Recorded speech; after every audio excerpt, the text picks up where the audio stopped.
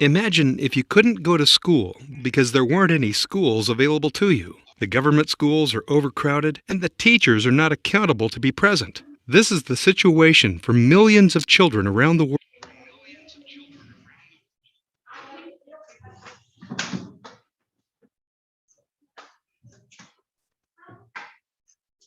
Imagine if you couldn't go to school because there weren't any schools available to you. The government schools are overcrowded and the teachers are not accountable to be present. This is the situation for millions of children around the world. In a remote region of Ghana, a woman named Rena wanted to do something, so Rena started a school in a small one-room building. But she's only reaching a fraction of children in the community. Rena's vision is to reach so many more children, but because she lacks the access to resources for expanding and improving her school, it seems impossible for Rena to see her dreams for these children come true. But it is possible, and we have the opportunity to walk alongside Rena. Edify helps connect people like you to people like Rena and the many others who have started private Christian schools, like David from Rwanda, Alba from Dominican Republic, Sergio from Peru, Jaime from Ethiopia, and a growing list of over 1,800 proprietors that represent over 400,000 children. Here's how you can join us in this mission. Edify is a Christ-centered, nonprofit organization that believes that educating those in physical poverty provides the best opportunity to change a nation and transform the world. We partner with social entrepreneurs like Rena in order to expand and improve low-fee private schools that directly meet the needs of the impoverished children. Are these schools fancy? No. Are they affordable? Absolutely. For as little as $2 per week in tuition, low-income students can receive a quality, Christ-centered education. Edify comes alongside these schools in 3 specific ways. Number 1, training for school leaders and teachers to provide a Christ-centered education as well as business training to run their schools more effectively. 2, capital in the form of loans to improve and expand schools. And 3, integrating education technology to enhance learning outcomes and employability. So why has this model been successful? It's based on leverage. By partnering with local school owners, we're able to grow quickly and effectively. And your donation is the gift that keeps on giving. We leverage your investment. The loans are paid back and then loaned out again. Most importantly, we're able to foster a Christian worldview, transforming first a child, then a village, and then a nation. Would you like to play an essential part in making Rena's dream a reality and be the change agent who enables a low-income child to one day run her own small business, escape destructive poverty, and impact her culture for Christ? Join us in our mission to change the world by giving children the tools and education they need to flourish. Visit edify.org to learn how you can be involved. Okay. Members, thank you very much for joining us for this particular session. This is the Teachers e-learning training,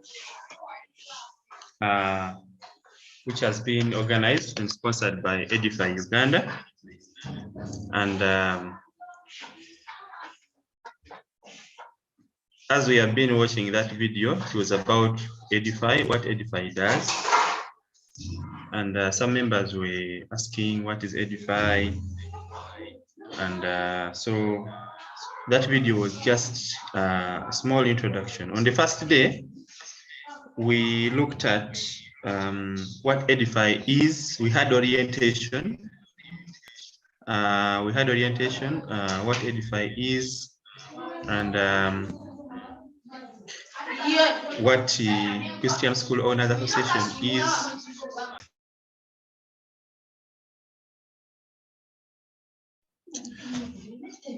We also looked at the ICT Teachers Association.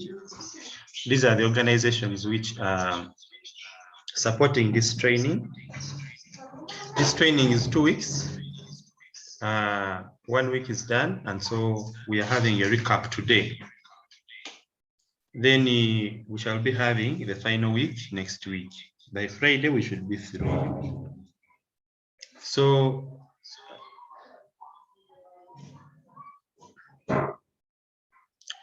Edify is the first organization here which has made this possible. And in that video, they have a model. Maybe let me ask some members what they have managed to get from that video. What is Edify's model? what is Edify's model. Let me just get a few hands. What is Edify's model? If you've been attentive in that video, which I played earlier. Let us be brief such that we move the next section. You can put up your hand and you give us, what do you know about Edify? What is Edify's mission? What does Edify do? Those are the questions we have right now within, like, I just want like 1-2 people.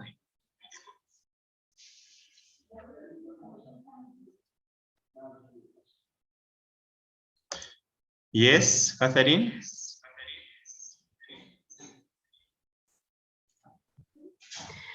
They provide a Christ-centered solution to global education crisis. You have read that here on my screen. Okay, once another person who can tell me what is not reading. What do you know about Edify? Yes. Charles? Yes, thank you. They are out to help those hard to reach or those who are vulnerable in terms of loan and also trainings.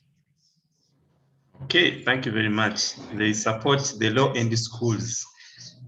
Actually, from the schools that Edify has been targeting, have been those which don't pay school fees more than 500,000.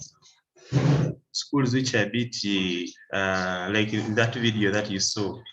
We have school directors who have started schools in their communities, and they're supporting children and parents.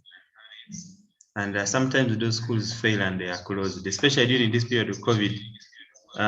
Some of these schools, I saw some owners renting off the premises.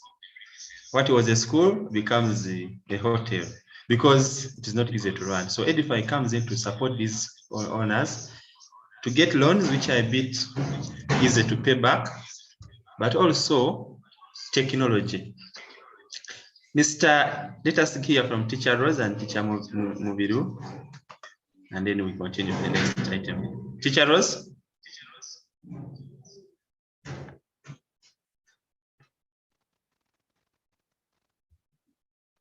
Teacher Rose? Teacher Mubiru? Charles? Okay, thank you, Mr. Mkalele. To become teachers. Thank you, sir. Hello? Teacher? Yes, good morning, Rogers. Morning. Apart from providing loans, I'm seeing that Edify helps to link various stakeholders in education from different regions without being in one physical place. They link them through technology. So here we can have like a single school of learners, but located in different regions. Thank you. Okay, thank you. He's saying that he tries to connect the school directors and school different stakeholders. Yeah, yesterday actually there was some meeting on Zoom, Edify with different school leaders, and so these school owners can come together and think of solutions to the challenges they could be having. So as when you go to the website and go where there is what we do, you'll see here, schools need training, loans, and education technology to improve and expand. That is summarizing what Edify does. Yeah, so you can be able to read more about that on the website here. And when you go to the website, we have, if you go to a website of Edify and you go to /Uganda, you can be able to know about what is being done in Uganda. Edify is in many countries. It is in many countries in Africa, Latin America, Northeast India, and there are a number of countries there where Edify is. So if you click on Uganda, you'll be able to see what is being done in Uganda. What is being done in Uganda. So they need over 400,000 children are estimated to be out of school, according to statistics from UNESCO. And some of them from UPE cannot read and write simple questions in mathematics. The literacy rate is 78%. And the population below the poverty line is 38%. So Edify started in 2019. That's when they started. It was not in Uganda. And they came to Uganda and started getting in touch with the school. They started getting partner schools on board. So they have given out over 390 loans to 376 schools. This has been sent out in loans, and over 2,339 schools have been impacted. So we are having some good work here that is being done by Edify Uganda. So you can be able to go to the website of Edify and you read more about Edify. We are having a team, the Edify team in Uganda. We have a number of people who are part of the Edify team. Maybe let it load and then I'll be closing. So you can go to the website of Edify and you read more about what they do, their work, what they are solving, and they need the problem statement. So this is an organization which is international, and it doesn't have any interest in creating a school of its own, because we were hearing some parents who were saying, "How it is Edify?" What? No, and it's just here to empower the teachers and encourage the teachers to train and be better in what they are doing. Okay, so I wanted to show you about the team in Uganda here, but I think my internet is delaying to load that page. So let me talk about the Christian School Owners Association. This Christian School Owners Association is the other organization,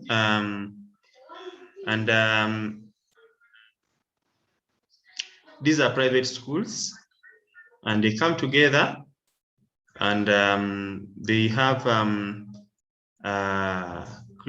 Christian Examinations Board, school exchange programs, academic trainings, parent seminars, leadership and governance. They have some training on managing a school, because there are some school owners who have their schools in their briefcase. If Annette Nakajubio P1 pays school fees, the teacher just goes to the bus. Has he paid? First give me 50,000 there, and he gets a border, because where there is little management of the school. So at the end of the day, the school falls down. But the Christian School Owners Association here, it has some of the team members here. They share on how they can manage schools to make sure that the schools work well. So if you are a school owner or you are part of a Christian school and you want to join the association, you can come here and you get in touch with you get the contact for the administrator and you call them and you see how you can get involved in that particular work. Yeah, so that is that. Then finally, we have the ICT Teachers Association of Uganda. Yeah, so the ICT Association of Uganda, which I represent, is having over 2,000 members who have joined. These are ICT teachers.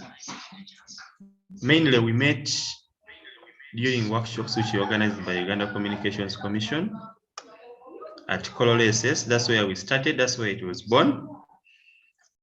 Government was putting together teachers of ICT, to do retooling. So this retooling, I don't know if I'm breaking.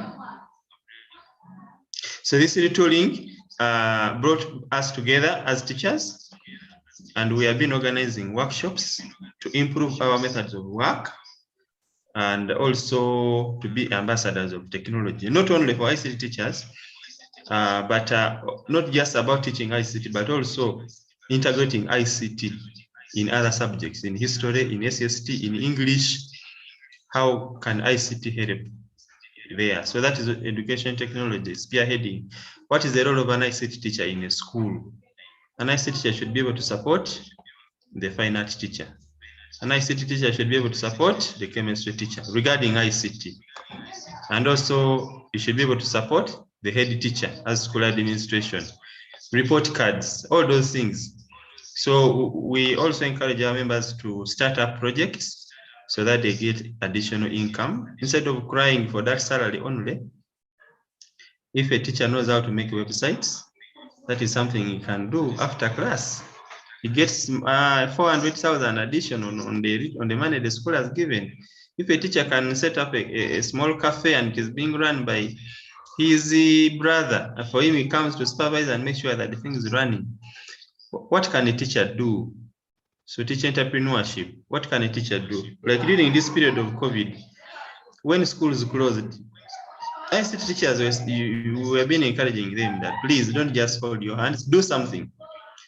Yeah, we also support ICT clubs so that the learners don't just study ICT for the sake of UNEB, but they get lifelong skills and innovate.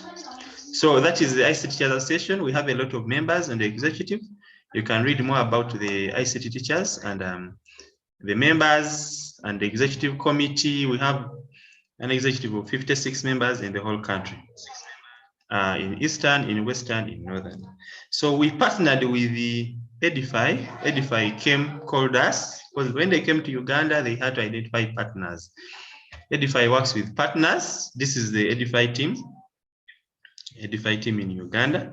So when they came here, Mr. Lugolobi Godfrey here was in Rwanda before he came to Uganda. And he was in Rwanda, that's where he was leading Edify. So when they opened Uganda, he came home. And yeah, so they called us and they said, okay, Edify Itau, please come and we do some work here. So we have Mr. Lugolobi, we have Susan Komgisha, we have Annette Mbabazi, Joel Mumbia, Edwin, Denison, and Roger Serugo. These are some of the staff of Edify. There are also other staff in their offices. Yeah, so basically, that is it about the introduction. Now, when it comes to this bachelor training,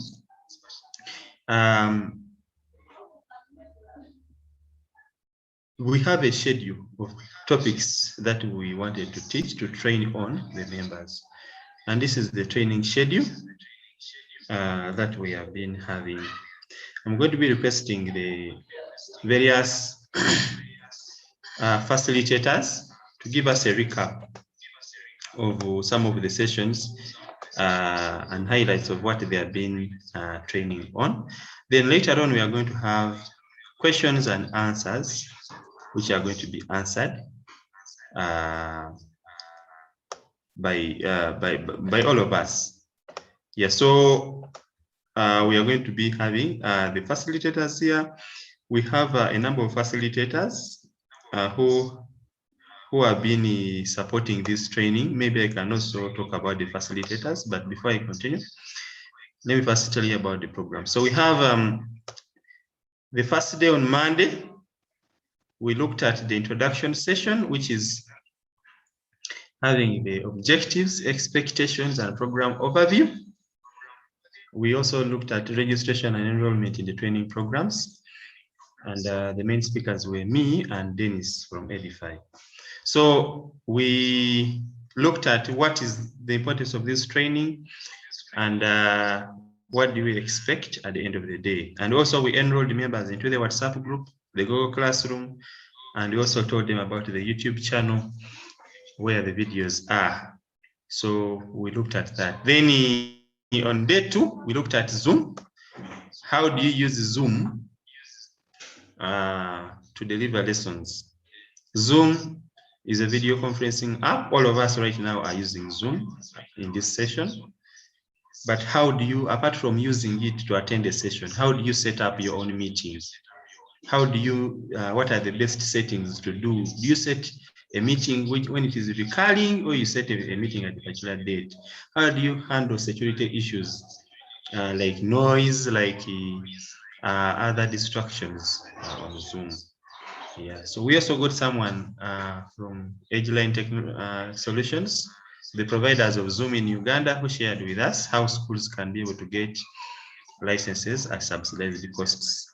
So that is the Zoom and how you can set it up. Then on Wednesday, we looked at creating instructional presentation materials, and we looked at presentations. And in this case, we looked at using presentations on the computer using PowerPoint, and also on mobile using WPS Office, and online using Google Slides. You can use Google Slides online to create slides, which can be saved in your Google Drive. Okay, so we say that presentations are the most common application we use as teachers to present. If you are teaching on Zoom or even on a projector physically in class, you use PowerPoint. Okay, then we looked at creating video, and this was also handled by Henry, was our main presenter here. And we looked at a number of programs. Members, do you still remember the programs we talked about which can be used for creating videos? Anyone who can remember?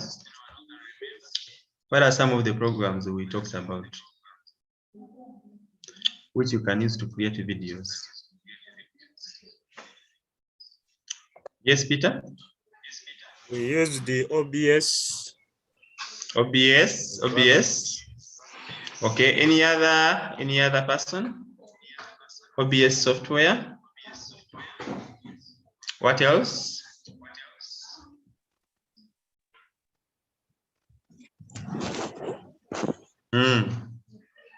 Hey, remember you attended this session. Yes, Catherine.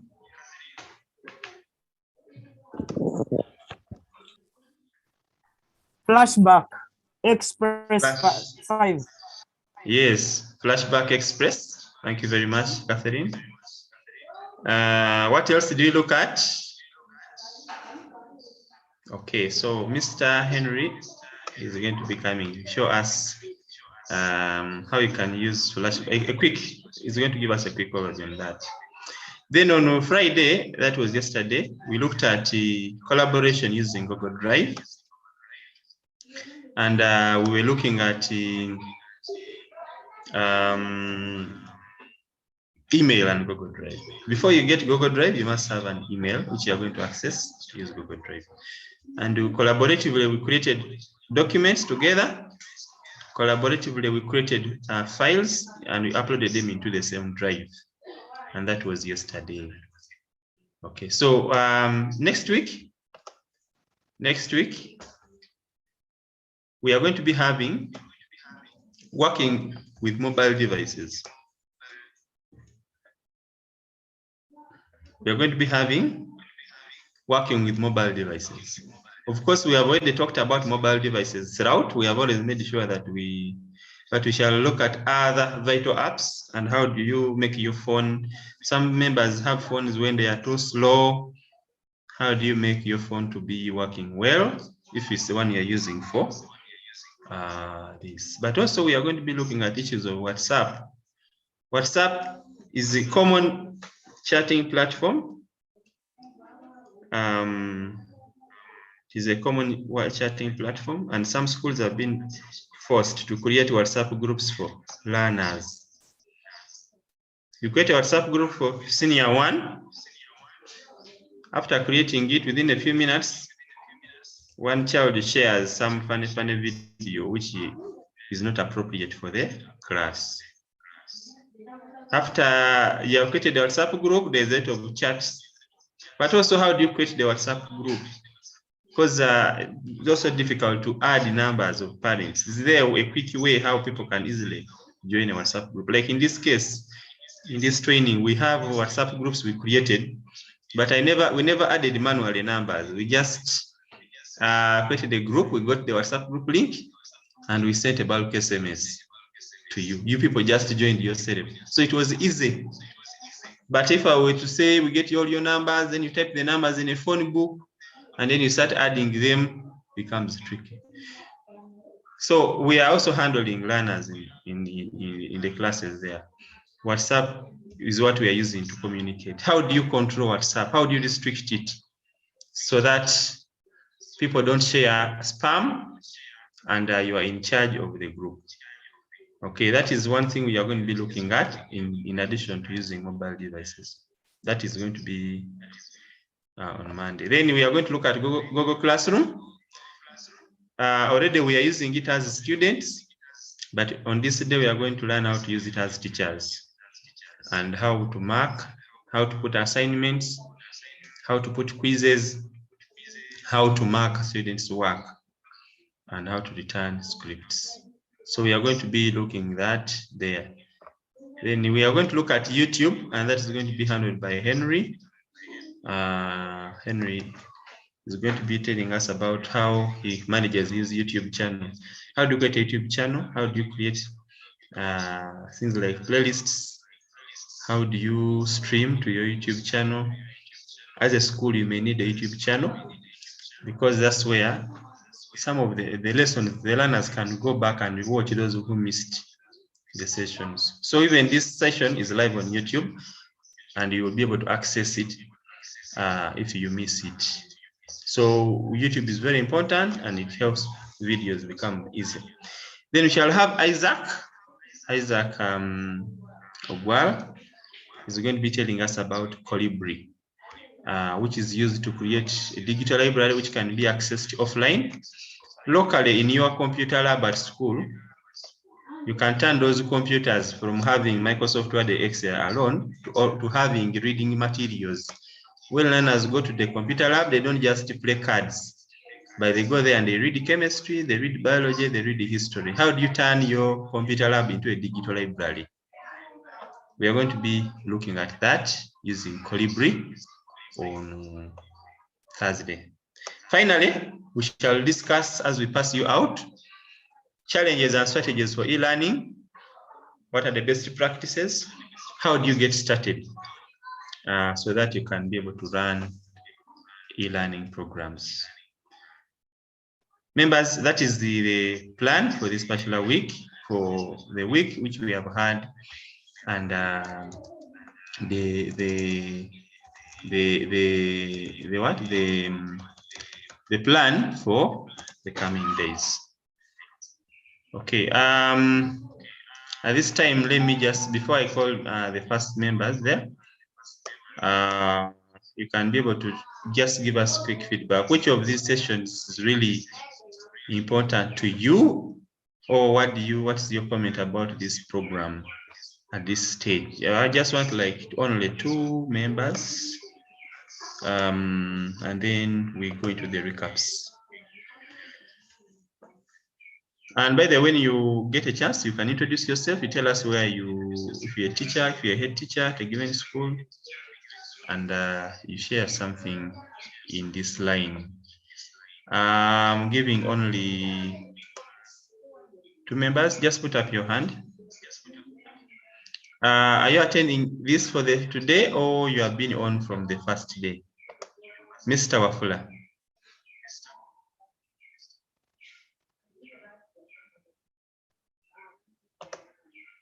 Mr. Wafula? Yeah. Good morning, Mr.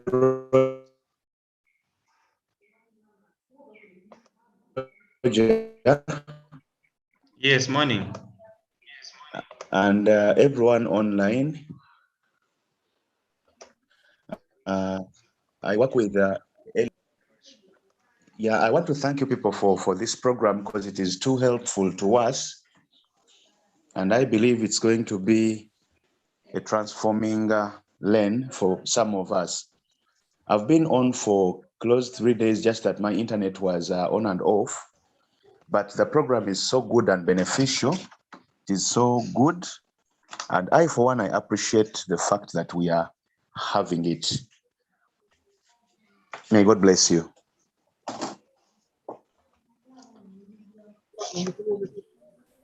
Okay, Charles. Okay, thank you so much, Bwana Rogers, and your team that you are working with. Wait, you book down. I also want to. Go and wait. Hello, am I on? Yes, you're Hello? on. Yeah, I appreciate that this has come at a very good time. Indeed, we need it. You asked the question that which of those programs is better or good. I would say that all are equally important. My name, I had forgotten to introduce myself, Charles Wamimbi Eric, and I'm working with Good Samaritan High School in Nansana. I'm a deputy there. So I really appreciate this. I tried to log in on Monday. I was off until I think it was on Thursday when I got an email. So basically I've attended for yesterday and today, and I've been watching the videos. I will catch up, I believe. It's very good, a very good program, I must say. Thank you. Okay. Thank you very much for that feedback. Let me just get two ladies here and then we proceed. We shall have a time for more reactions later on. Dina? Catherine? Yes, good morning once more. Morning. Am I clear? Yes. Yeah, this is Achwero Catherine from Soroti. I teach art and design. I'm in Home Tech High School. It is one of the Christian schools. I hope maybe it could also be one of those you're helping. Now, the program has been good.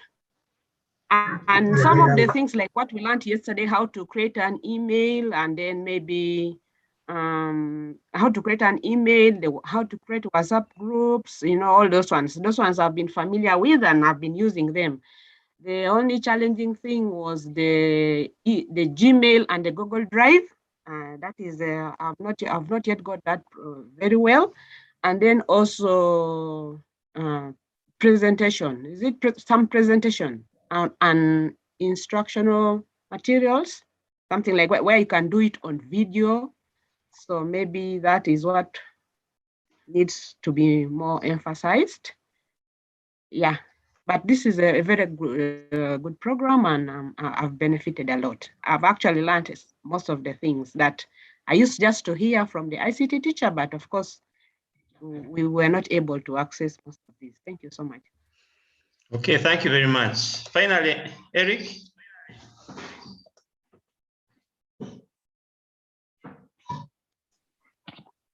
Hello. Yes.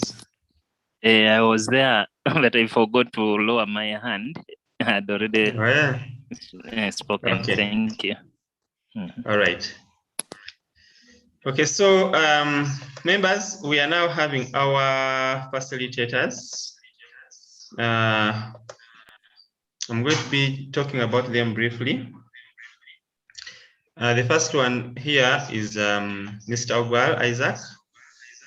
He has a website, ictug.com, and he is going to be taking us through Colibri. But he's very, very, very good. He has a lot of tutorials on Word.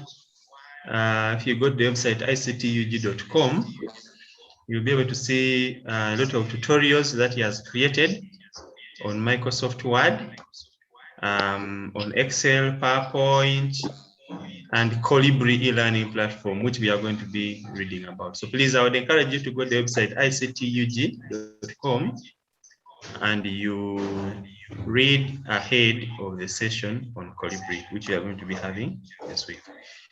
Mr. Ogwal also has a YouTube channel, Ogwal Isaac, and it has a lot of materials. Even the tutorial about automated reply on your Gmail, which someone asked, is there.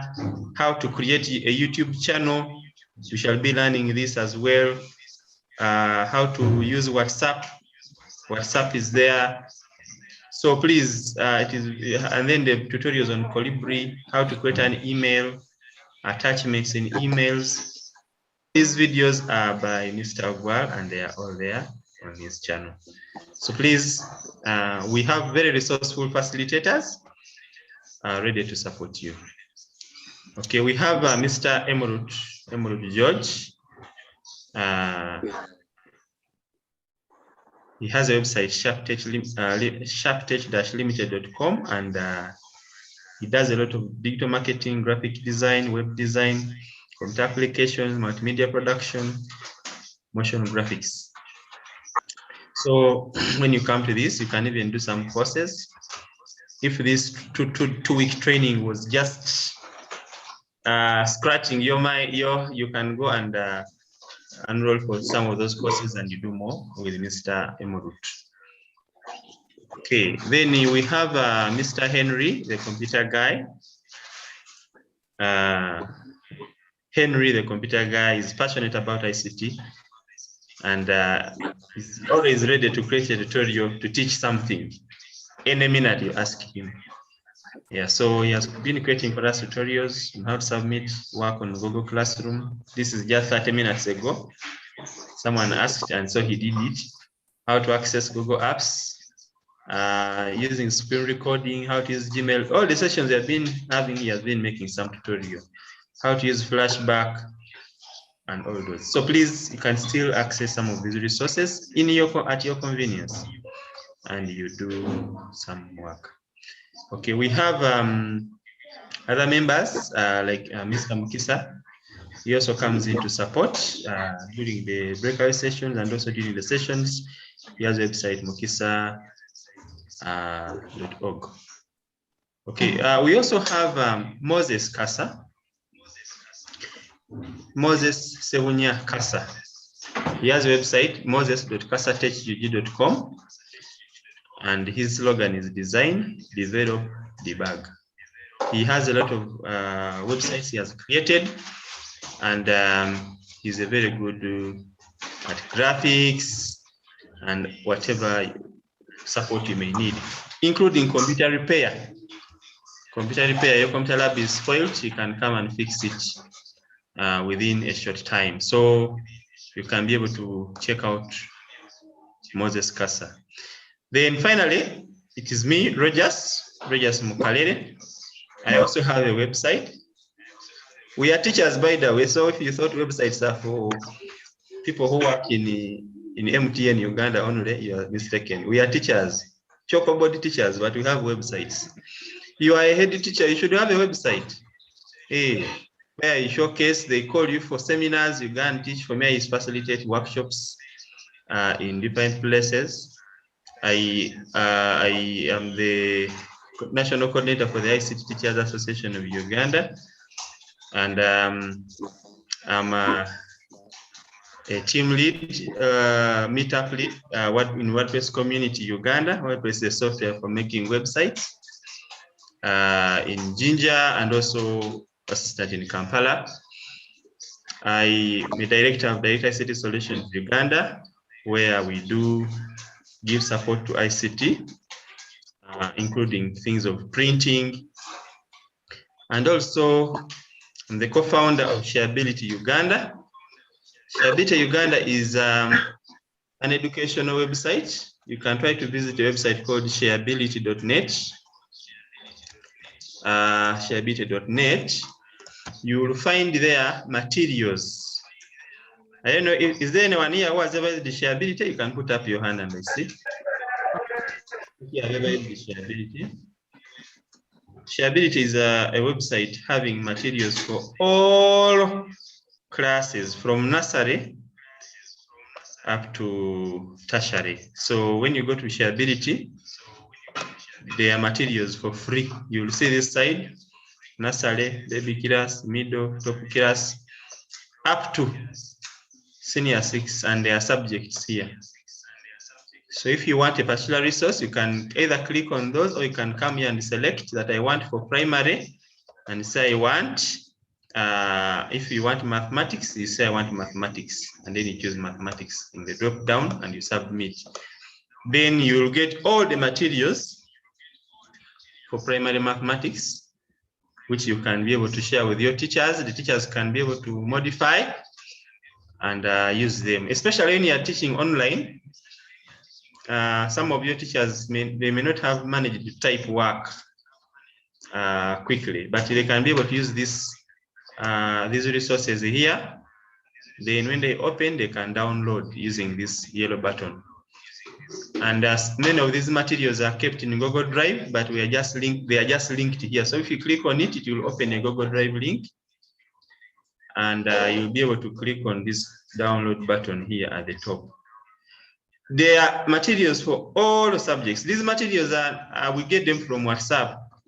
Schools normally share on WhatsApp teachers share. So for us, we put them in one place so that we can be able to use them. So you can get notes, past papers, and all other things. So that is Rogers Mukalere. So at this time, I want to first invite, let us do things backwards, I think. Seeing Moses is going to be getting on later. We shall maybe conclude with Zoom. Henry, the computer guy, you can come in and maybe first take us through. You come and give us a recap on presentations at this time, and then video. Okay. And then shall have Mr. Molo. Okay. So can I share my screen? Yes.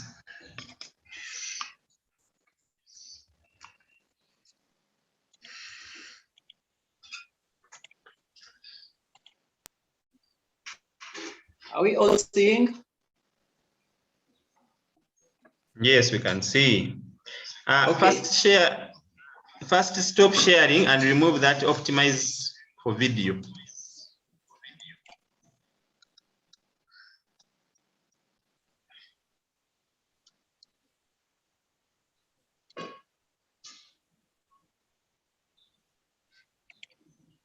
Please share, and you don't put that optimize for video so that it appears clear.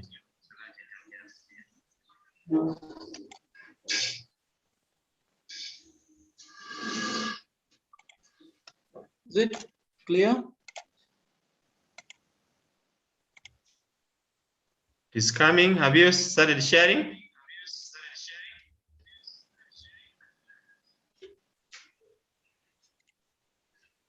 When you are sharing the Zoom window, there's an option for. Okay, I think it is better. It's fine. Okay, you can proceed. Okay. So I'm going to begin with specifically the presentation. And for us to access our presentation, we said we come to our start, and we look through our programs. Then we shall look for the software we are going to be using, which is specifically PowerPoint. So you give it some time to load. And by default, it will give you that. Not sure this. Okay. And we are actually going to be using a blank presentation. Let's say we are creating something from scratch. Okay. So we want to come up with a presentation. This is what we are having on our slide. It's like it's going to be acting as our page. And on it, we have some boxes called the placeholders. Whenever you want to write on a page or a slide, you will click onto those items that tell you that click to add item or title or subtitle. And told if you want to write something there, you can click anywhere that you feel you want to type. For example, if I want to type something about an accident, I can just come and say accident. Simple as that. Then I can come to the subtitle. I can, let's say, give a definition there, simple one.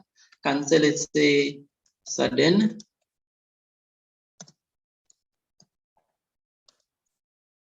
happening that can lead to loss of lives. So we are going to use 3 slides just specifically. So that is the first slide we have, and I think it's okay. So if you are told you want to move these placeholders, you can drag them onto those parameters. You move these items to any location you feel you want. So you can as well come back and put another slide.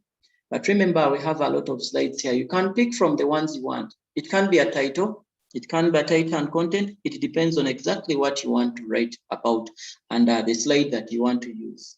So I can come on the second, I can say we can be having, let's say, the causes.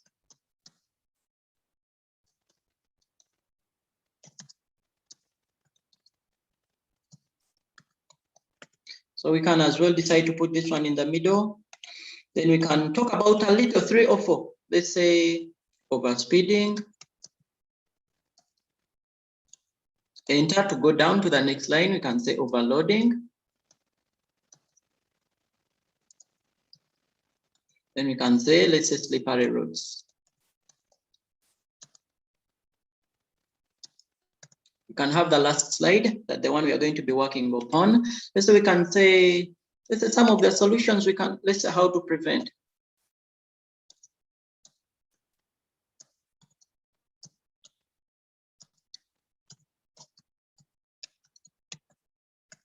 So you can put that one in the mid again. Let's say we have some little points here. Let's say installing traffic lights.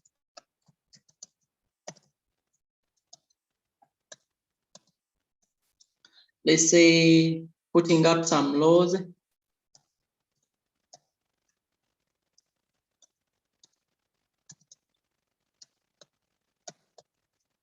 On overspeeding.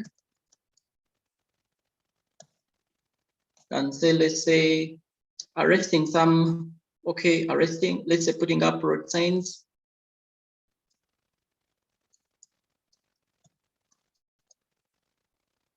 Just like that. So that is actually what we are going to be using in this session. We can make some changes here. For example, I have this title. I can as well come and highlight, then make some changes. For example, I want to make it bold. I can increase, let's say change the style that I want to use.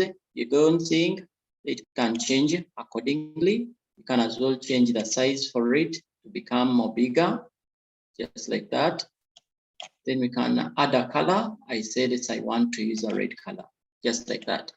So if I come here, I can as well do some of the items. If I had made a mistake, I can come and pick from the what's available. I pick the right one. I can bold. I can put a color different one. I can come to this.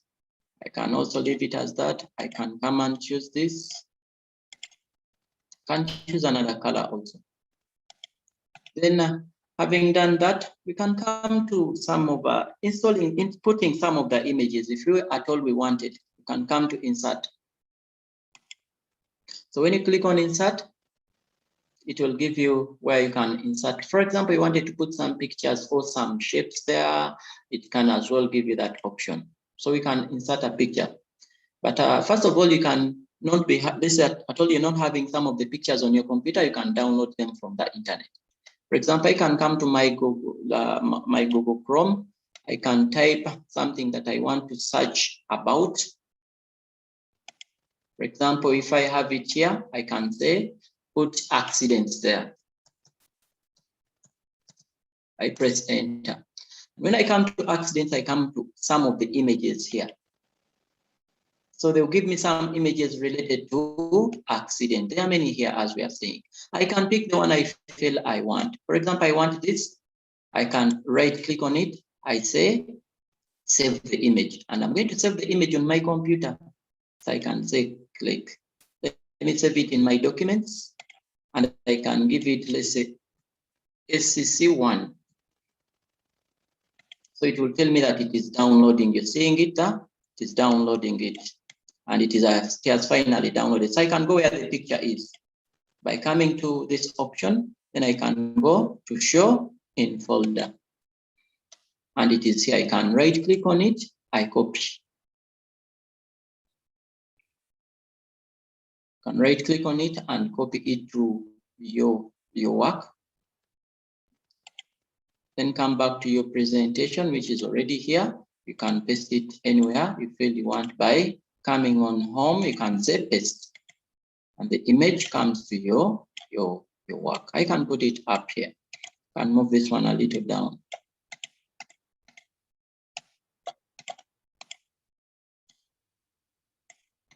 Just like that. And get another one, and we call it, we leave that one. For example, if I get this,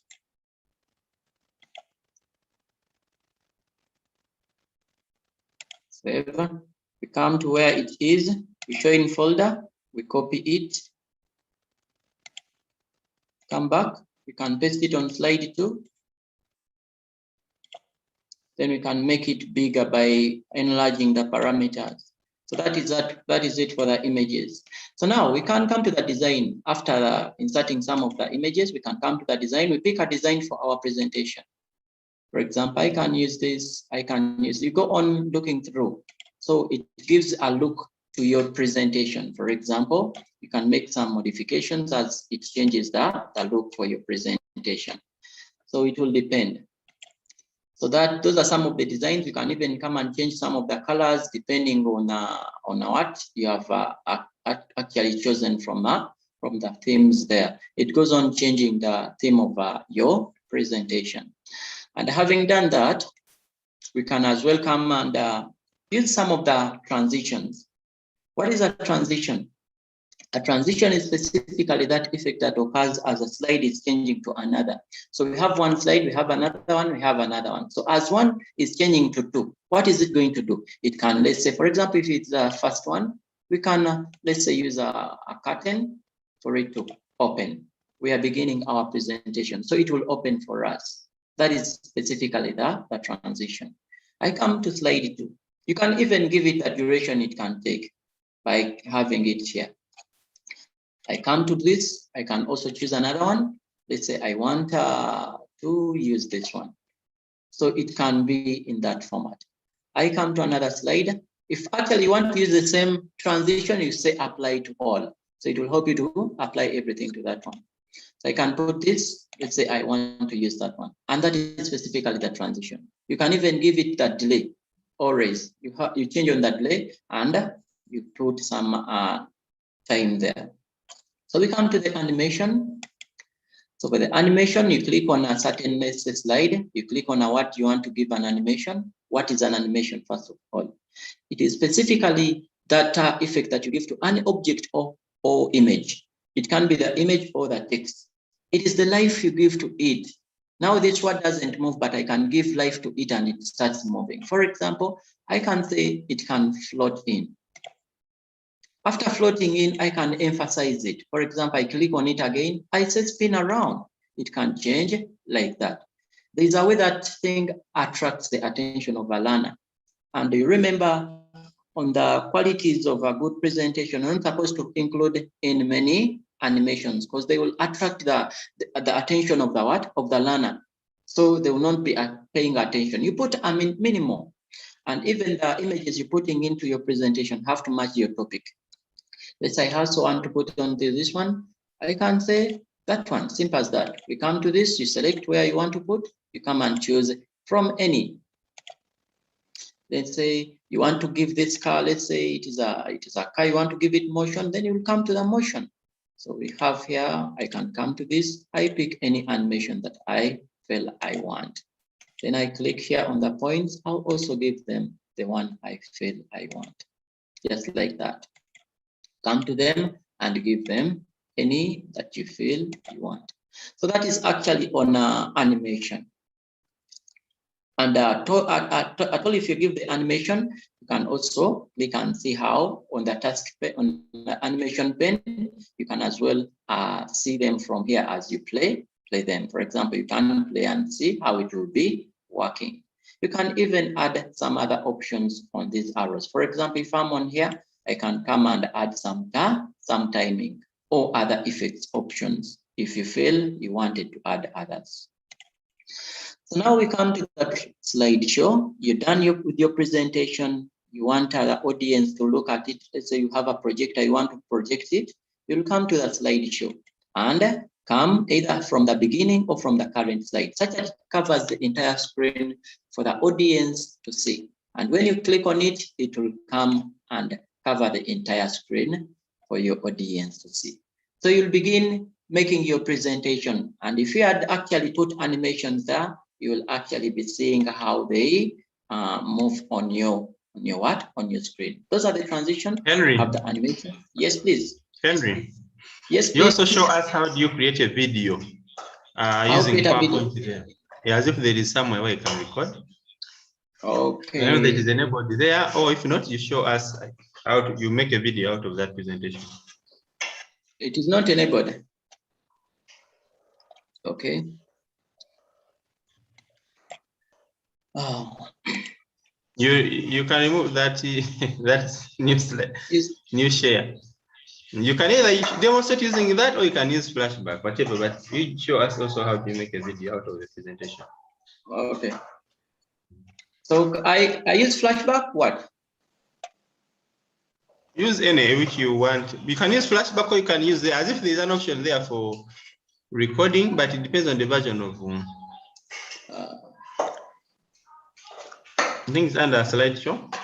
Slideshow. Let me see.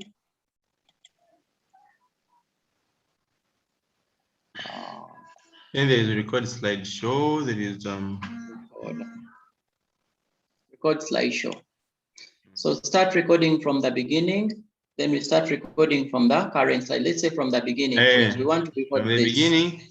Then after that you export. Yeah. Okay. So let me first close these ones. Come back to the slideshow, then we record from the beginning.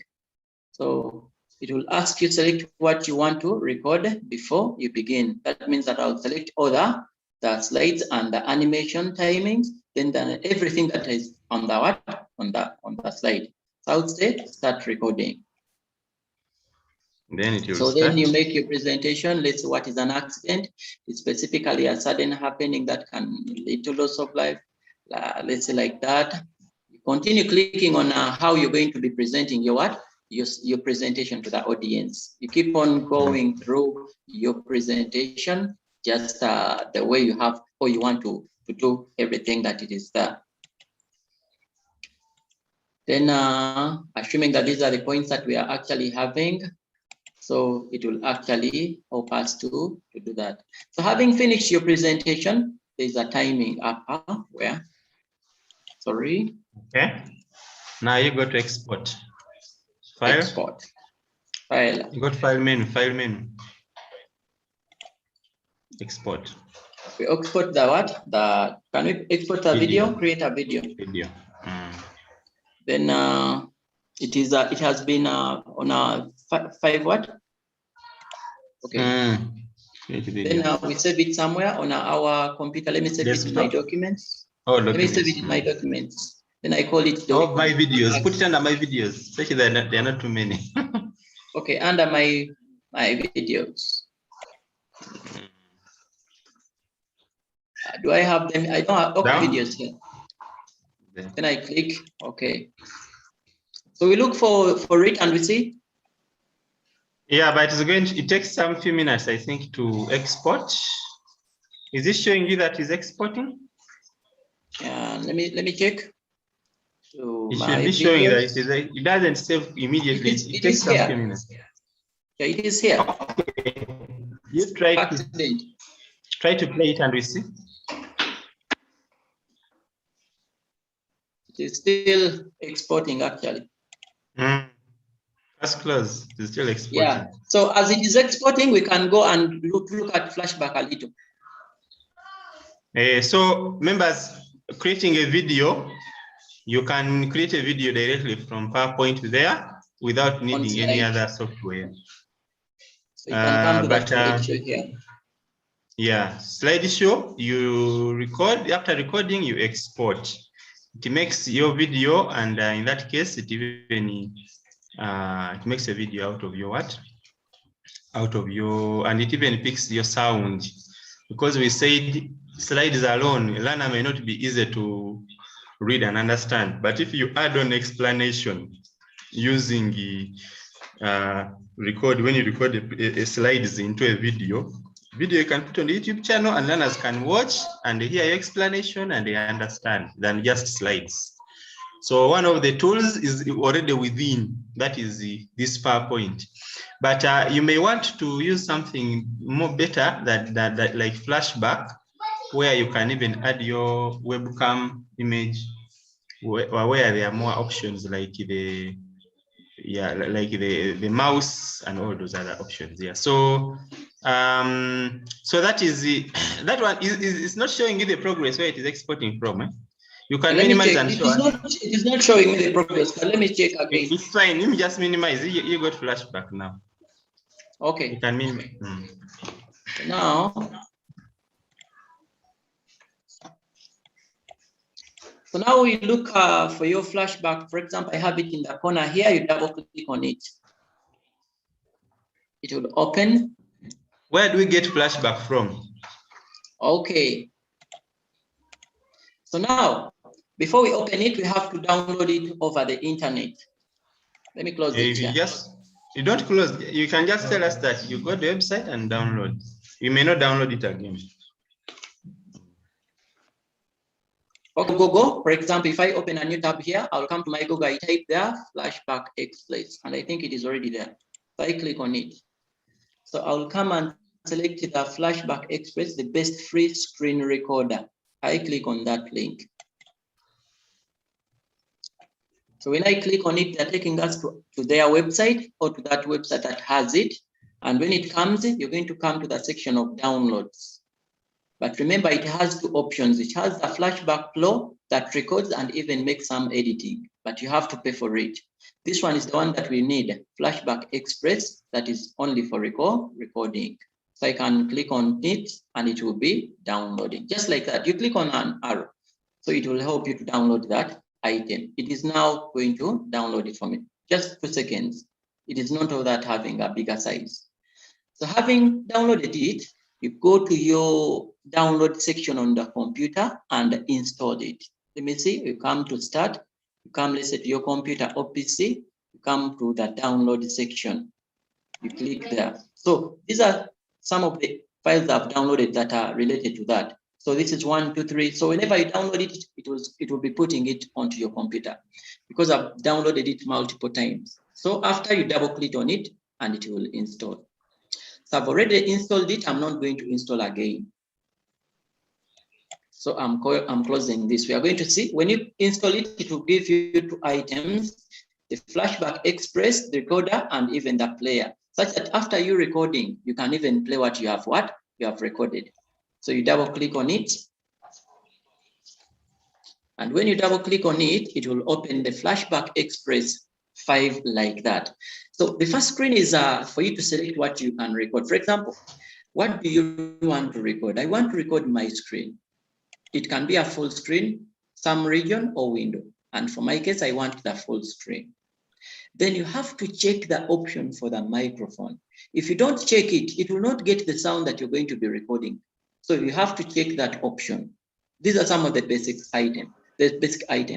And onto the webcam here, you want the camera, someone to be seeing you as you're presenting. You can also include the camera there, just like that. Then after you're recording something, it has to go in the recordings. That's why you're seeing some of the items I've recorded, they are here. And we shall see how we can actually work with it. So another one option, let's say you need to put some shortcuts there, you can come to the settings. You say, for example, when I start recording, it will be minimizing my flashback. For example, using a toolbar, it puts it down here and starts timing you. But that one is not all that fine. You always have to hide it. So I put it under the icon tray such that it comes down here where people do not see it when I'm actually presenting my video. So it will come down there. But if you put it on a tray, on a floating bar, it will be indicated here as it is timing. And if at all you wanted to make some editings in the video, the timing will be different. Someone will be seeing that someone is making some timing here, and this is 2, this is 7. This is again back to 2, so it will be confusing. So for the video, we have set the camera at the other side. These are very fine. If you set them the other side, they can be okay. So you can put some of, let's say, the hotkeys to start recording, such that you don't always have to click on it here. You can use that F2, let's say, stop recording, F3, let's say you want to pause F5. It depends on what you want. After that, you can say, okay. Those are some of the basics you can put. You don't need a lot. You can say, okay. So that means that I'm going to minimize it. So I'll use my shortcuts. Remember, I've put F2. So when I minimize it, it will go away. Then I press my function F2 onto my keyboard because I've already put the shortcuts there. But if you don't use that one, you can come back down here and look for it and click on the start. You see, we can start it from here. Or if you don't use this, you can use a shortcut. Let's say F what? F2 for recording. And it will tell us that it is starting to record. And if you want to stop, you can press function 3. So it will start recording everything that I'm now saying. For example, I had a presentation. I can come back to my presentation. I click on it. I can go back to the slideshow from the beginning. Then I'll say, let's say today we are going to be introducing, let's say, road accidents. And what is an accident? It's specifically a sudden happening that can lead to loss of life. As that anything that you're going to be talking about is what you click on actually. Just because that I'm faster, I don't want to make the videos too long. You click, you continue, you explain everything that you wanted to talk about. Those points will be coming. Let's go to the last slide, just like that. So after you finishing with your presentation, you can press escape. Then it goes or it takes you back. So that means that I'm done with my presentation. I can stop my what? My flashback express. And we use the shortcut which was F3. So I'm going to press function F3 onto my keyboard for it to stop. And it is now stopping. So having recorded, it will ask you, you have a recording. Do you want to play it? Do you want to save it or you want to delete it? For my case, I don't do anything here. I don't play it, I just save it. Just because I can click by mistake and it goes away when I've done recording it. So I click on save and I can do anything that I want later. So I can save it, let's say pre-presentation. And you give it a location actually where you want it to be saved. Let me call it presentation 2, because I already have presentation. So you pick for the location, where do you want it to go? Let me say documents. And when I come to my documents, I can say flashback movies. Then I can say presentation 2. I click OK. So it is going to be saved there. Now, we want to see our recording. Where do we find it? We come back to the option of the recording, and it takes us to presentation 2. But remember, it is in a file extension called FBR. At times, some softwares don't want this option of format. It is not always accessible. For example, you wanted to make some editings, it will not allow you to make some editings when it is having this format. So you have to convert it in another format. For example, MP4, AVI, and others. So you'll come to AVI. Or you can even save it online. If you have your Google Drive, you can save it online. Let's say you created an account there. So now I come to export, such that I can convert it to another format I want. Then I'll say, I want it to MP4. Then you come and say, okay. So it will tell you that I'm going to export you. Okay, we say export. Where do you want to save it? Let me save it in the same location where I saved the other one. Flashback, such that it can be here. I can call it presentation 2 exported. Such that the names do not appear to be the same. Okay, so it will start exporting. You give it some time, and it will depend on the size of the video that you have made. Don't make too large videos. Actually, the size will be always larger, and they will always actually take much of your space. Let's say if you're sharing that data over the internet, it will be harder. So now it has finally finished our conversion. We come and open where it is. It is finally here. We can play it and see. Double click on it.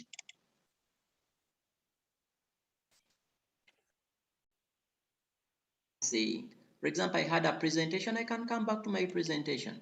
I click on it. I can go back to the slideshow from the beginning.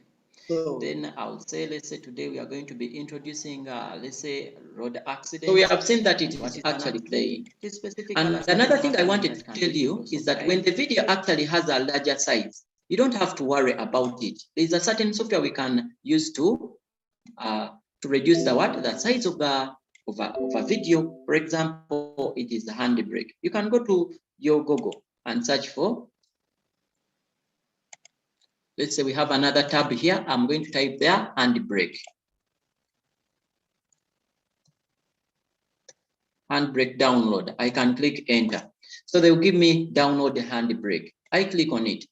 So that software is going to help you to reduce the size of your videos. If a video has been having, let's say, over 200 MBs, it can be reduced to actually up to somehow, let's say 40, 50, it will depend. And for my case, I've already downloaded it. I'm not going to download again. Let me show you how it works a little. So it is already installed on my computer because my videos over YouTube, I always have to compress them such that they can be of a smaller size at times. But when you over compress a video, it will lose some of the quality. So you don't have to over compress it to a smaller size, you get. So I will open my handbrake, just like that. You give it some time to open. So that is it. And it will come just like that. You get. Then we look for our folder that has our video that we have recorded. Remember, it was presentation 2 exported. So I will hold it, I drag, I drop to my handbrake. And when you drag and drop it there, it is going to come here. And you have to choose some of the formats you want. And for my case, I always put them over internet, YouTube. I always use the web option. I can use it when it is 5 email, 10, let's say 10 minutes, 5 minutes, or 3 minutes. So you can choose on the size that you want to use. Let me use this one at 3 size, 3 minutes video. I give the location where I want it to go. Then I say I want it, let's say, in any location that you feel you want. That means that the size is going to be somehow smaller than the one we had. So I can give it the same. Okay, let me copy this name. Copy, Control C. I give it here. Let's say I put it there, paste, Control V. I call it exported 2 or 3, such that we shall compare the 2 and the 3, the sizes. I say okay. Then I'll come and say start encoding. It will start down showing you the progress that it is encoding or compressing your video. So you give it some time, and it will depend on the size. If the size is too large, then it will take long to compress. If the size is small, then it will take some bit of smaller time to compress. So that means that it's going to be reducing the size of your video. After we come and look for it, remember we have put it in the same folder where we had our other files. Make this one bigger. So it is here. This is 3, and it is finally here. So we want to compare the sizes. This is the one we had in the beginning. This is the one we had at last. So I can right click on it and see the properties. So you give it some time. So it has a properties, and it's telling us that it is having 4.62 MBs. Let's come on to this one, 3, and we see the properties also.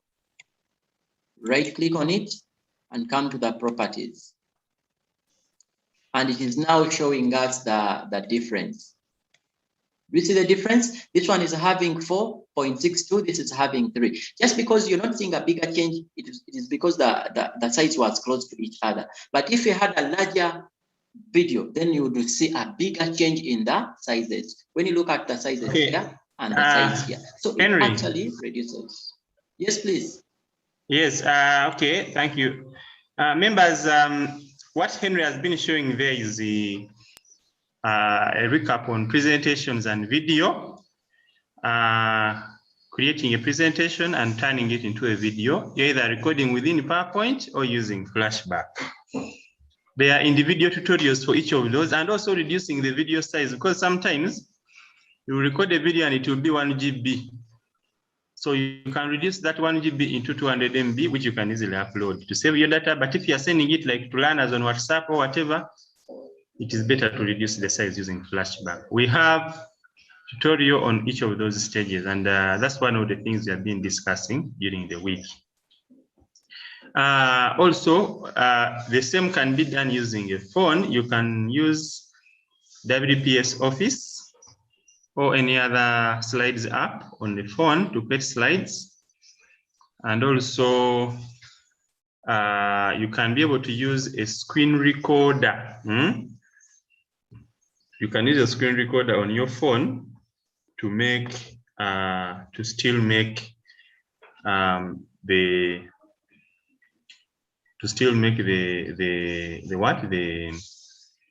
video. So actually Henry has also made a tutorial for that, for the phone. So we should be comfortable to do whatever we want. So members have been asking you that you post any questions there in the chat. We are going to be responding. So here I'm just sharing, this is my phone. For me, I was using this recorder called Mobizen, but Henry told us that there is a better app.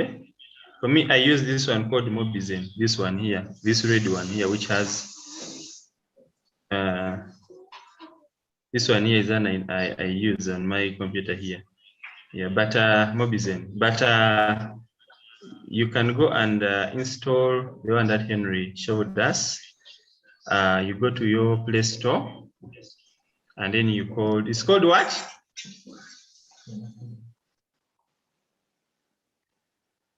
Vidima. Vidima. Remove the T. Vidima. Okay. Vidima. Yeah. I'm seeing very many here, so I don't know which one is the correct one. Yeah, they when you're can use the one when on you're getting top. an app, the one on top. There are many there. It is one number 3. Number 3 screen recorder Vidima. It is having 10 million downloads plus, and it has 4.7 in ratings. This one here, screen recorder, video recorder, Vidima record light. Yeah. Okay, so members, this one is one which was recommended by Henry.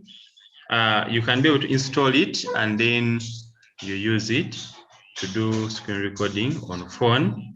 And also you can, so that you can be able to add explanation to your notes and create educational, instructional content which learners can use to study. And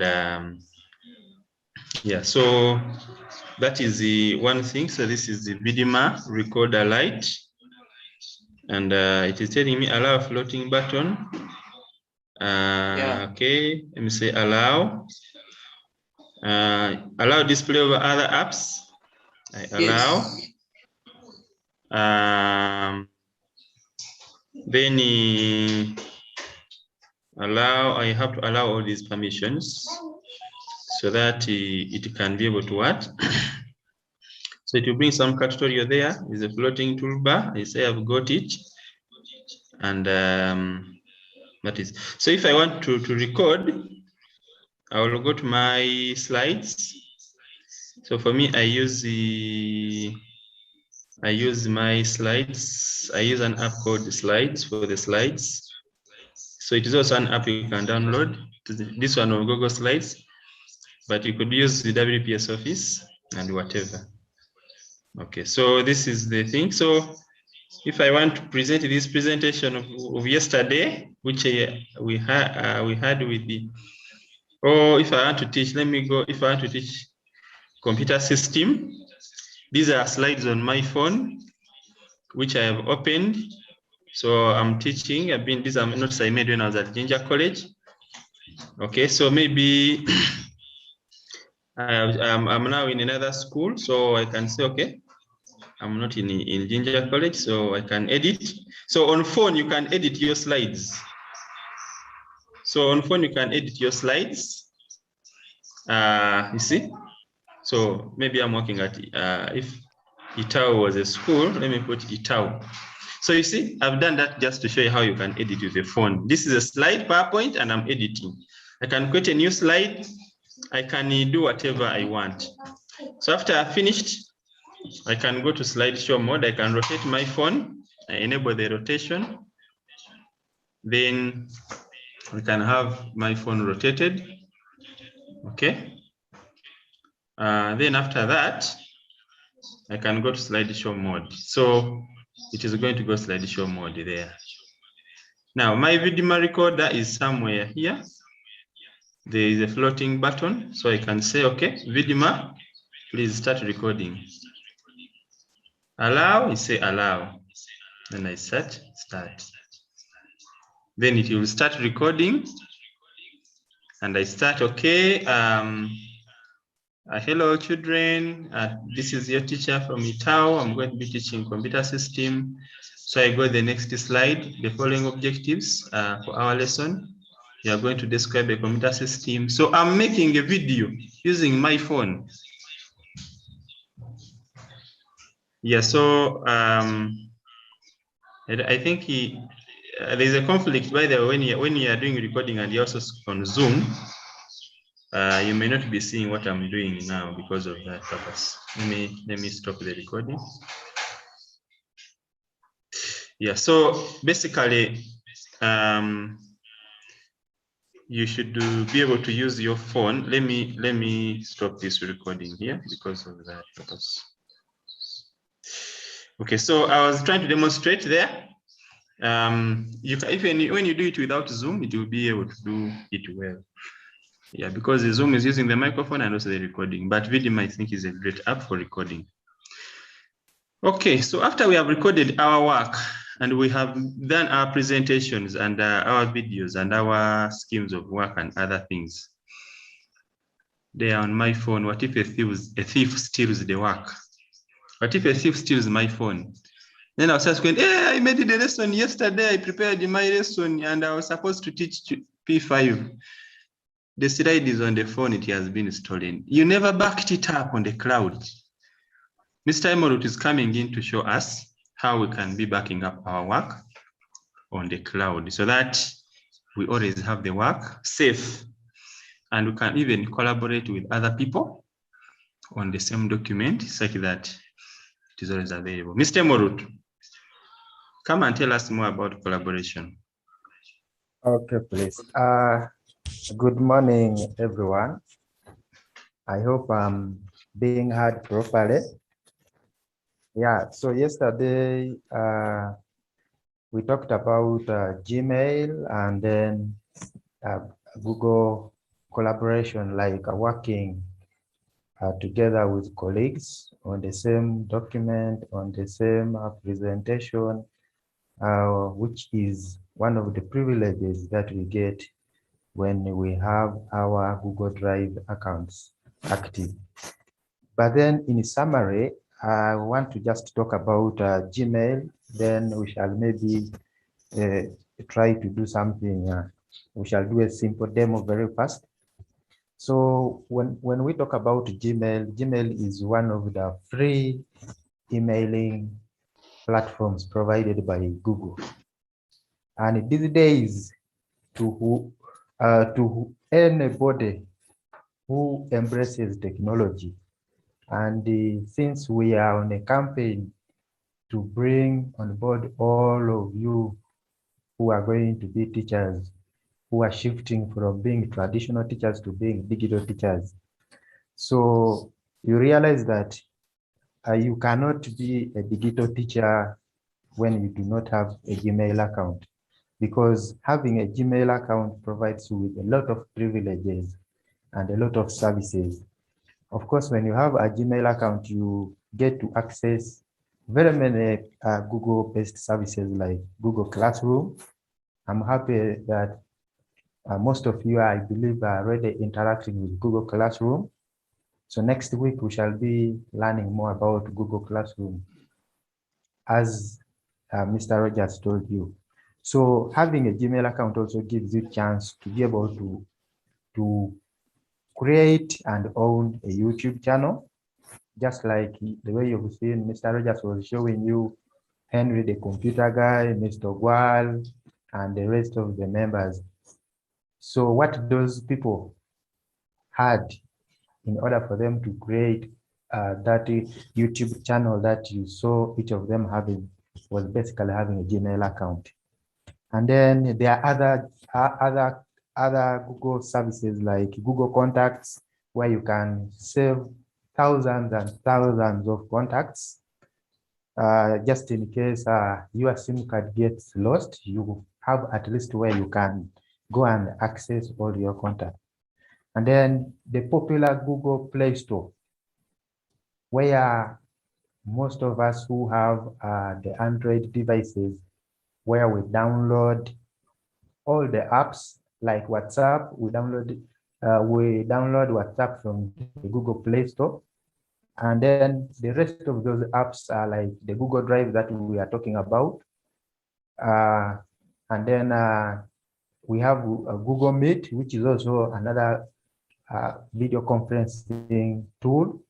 And then you can see all those services all those apps that you are seeing there, they are all available for you to use. But the number one prerequisite for you to be able to access them is having a Gmail account.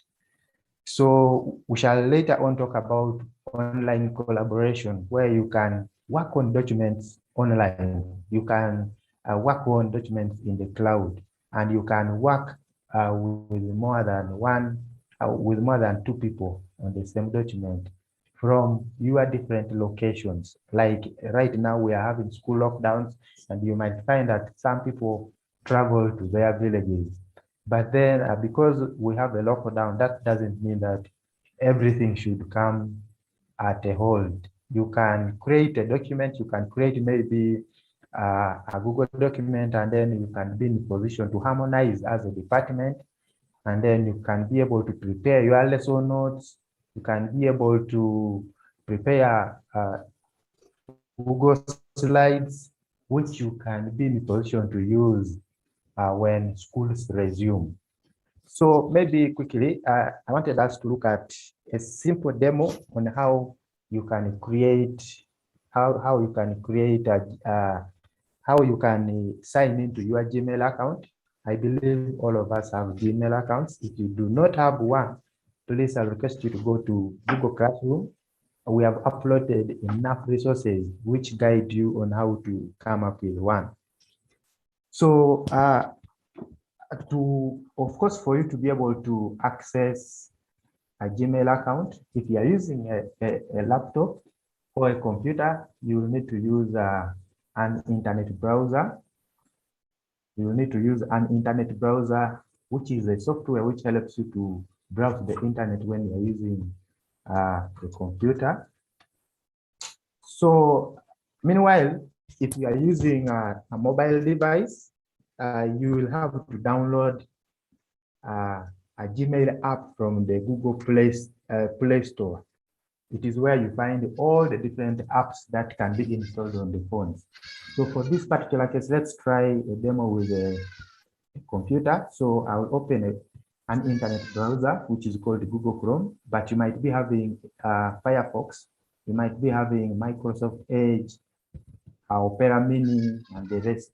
So for this particular case, let's open Google Chrome. So once I open Google Chrome, I should be in a position to type here gmail.com.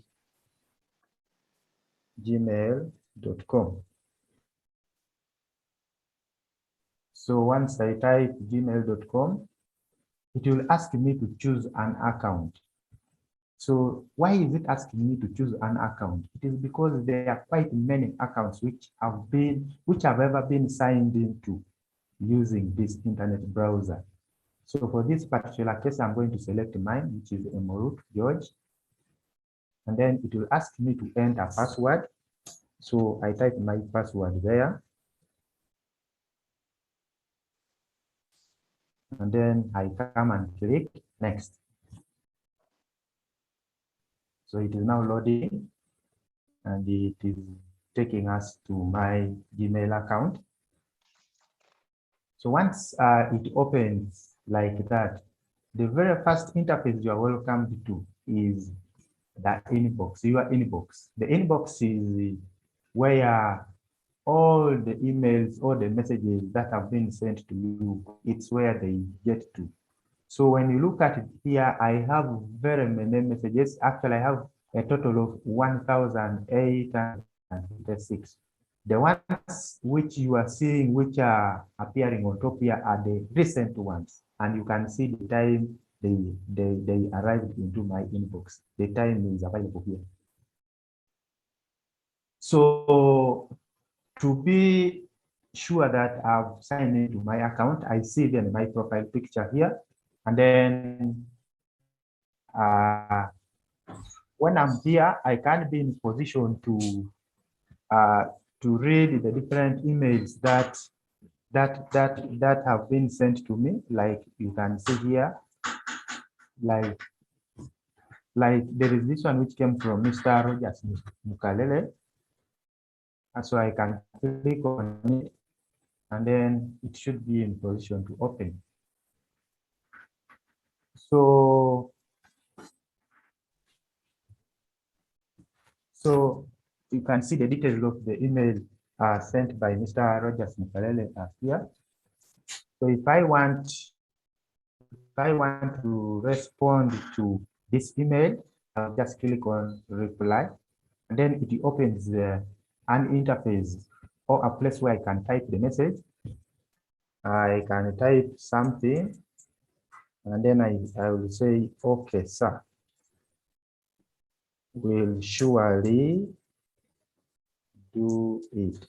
Okay, and then I click send. And then I am notified that the message has been sent. So Mr. Rogers has already received it. So if I want to see the sent messages, the messages that I have ever sent to someone or to some people, I can come to the sent section of my emails, and you can see these are the different emails that have been sending to people. And then the drafts is where I can store some emails that I'm not ready to send at that particular time. I can prepare an email, and then I save it as a draft such that I can be in a position to send it at a later time. I've actually replied your email.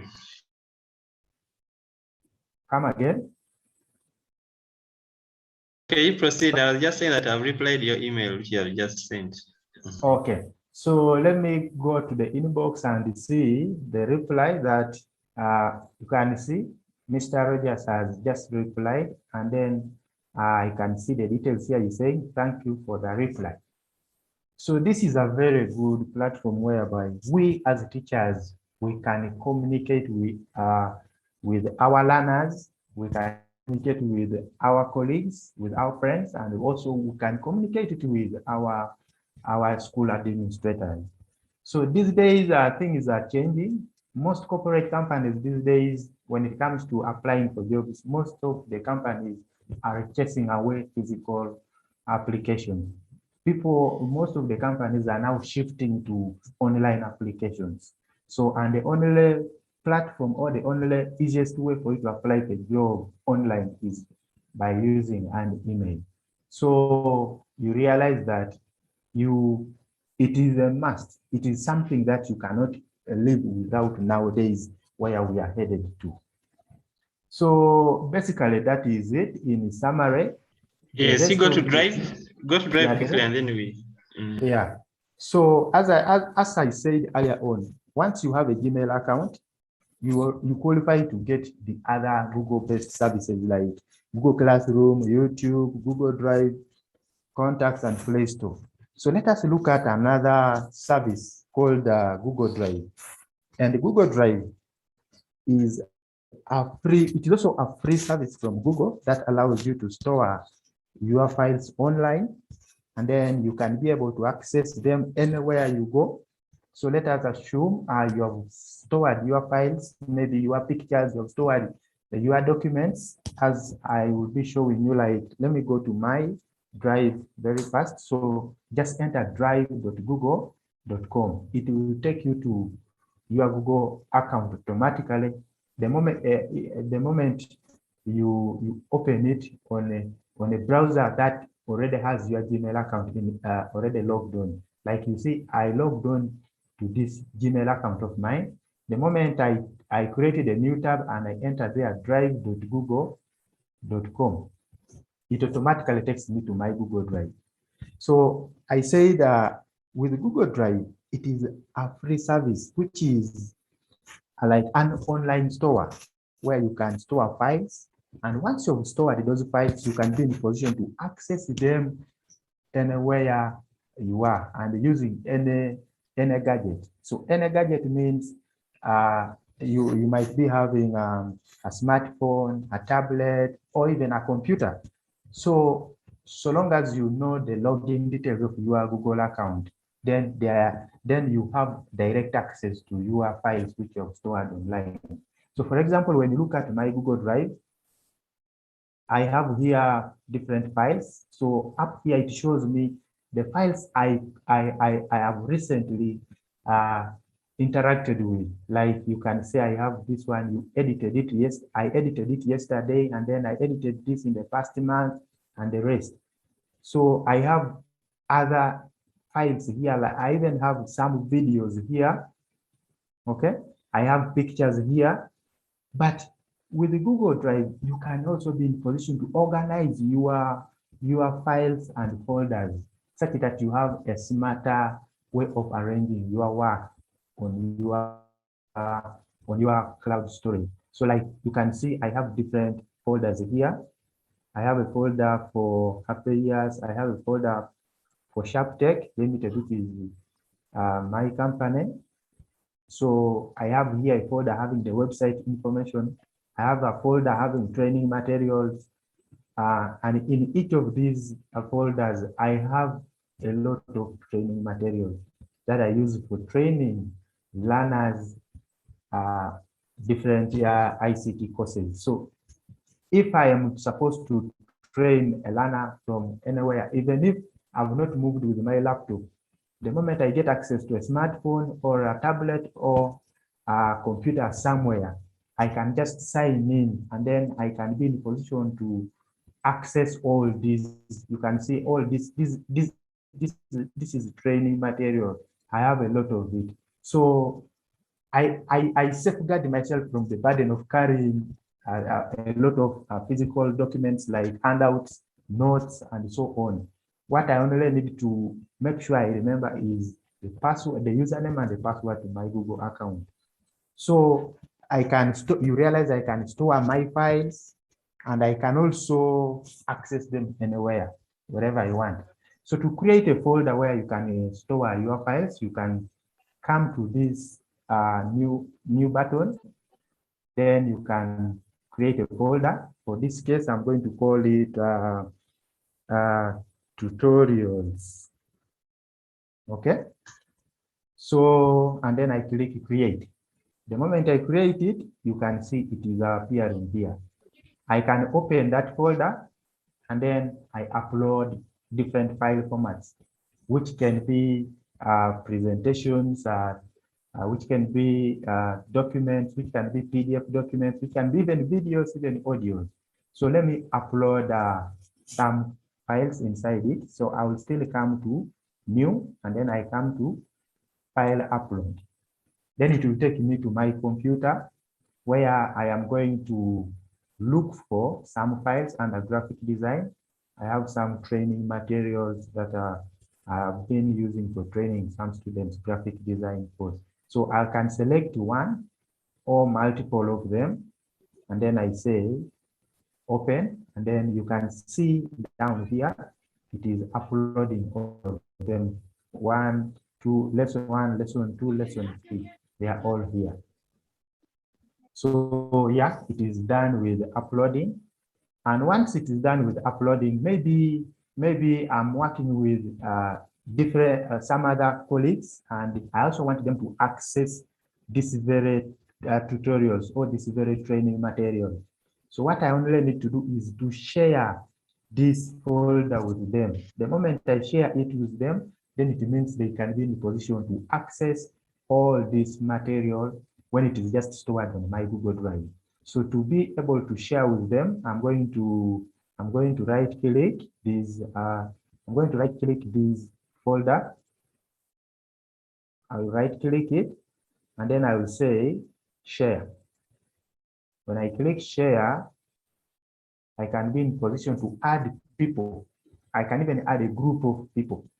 With Google, there is a way you can create a contact group of people. So you can be in position to just add here a group of people. So for this case, let me share with George Emorut, which this is my other email. And then I must give George Emorut a certain privilege. What should he be in position to do with the content I'm sharing with him? He can be in position to just view, he can be in position to comment, or he can be in position to edit. So if I set him to be an editor, it means he can be in position to organize, he can be in position to add something or to edit the files which are inside that particular folder. So for this case, Mr. Marut. Yes. Please, you end up our timers is catching us. Okay. You end up. Yeah, then I can notify him and I say, please utilize these for training the learners. Maybe that is what I want to tell him about. Then I say send. And as you see, this folder has now changed. Originally, it was just a plain black icon, but now it has an icon of a human being on it. That means this is a shared folder. And then if someone has shared with me some other folders and files, then I can just come and click on shared with me. Then I can be in a position to access all the folders and the files which were already shared with me. The other thing that you are capable of doing with Google Drive is you can collaborate, you can work together. So you can use online or cloud-based applications. So when I click on the plus icon, I see a variety of the cloud-based applications like Google Docs, which can help me to come up with Word-based documents. This one works like Microsoft Office Word that we install on our local computers.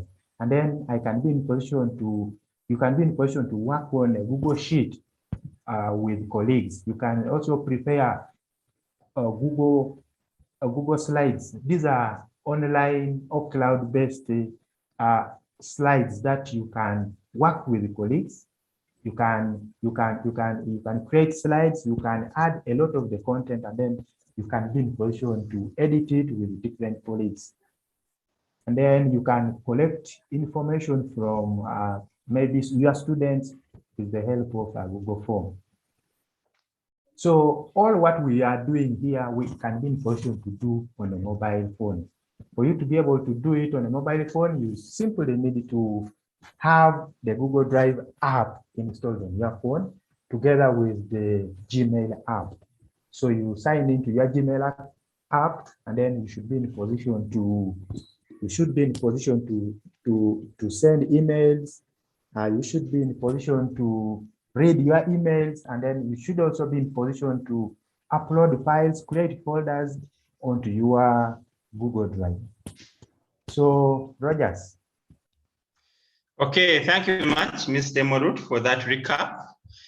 Members, the other application that we looked at was Zoom, and this was the first one which we looked at on Tuesday. On Monday, we had the orientation, and that is the other first bit where I was talking about Edify, Itaú Christian School Owners Association, and the facilitators and the training objectives. That was for Monday. Tuesday, we looked at the presentations by Henry, and he has given us a preview already, a recap. Wednesday, we looked at videos. Also, Henry has told us about VidMate. Thursday, we looked at Google Tools. Wednesday, Tuesday was the presentations. Wednesday was videos. Tuesday was Zoom. Tuesday was Zoom. Tuesday was Zoom. Wednesday was the presentations. Thursday was the videos. And then Friday, we had collaborations. Now, for Tuesday, which we had looked at Zoom, we looked at Zoom and we said Zoom is an app that we can use to conduct our lessons. There are other apps like Google Meet, which you can also use, but we saw that Zoom had a number of features that make it good. Even Google Meet is good, but for example, things like recordings, they are not easy. On Google Meet, you have to first pay for that, but Zoom, even without paying, you can still record your meetings. Yeah, so you can be able to go to the Zoom website and you look at what you call pricing. Under pricing there is a free plan.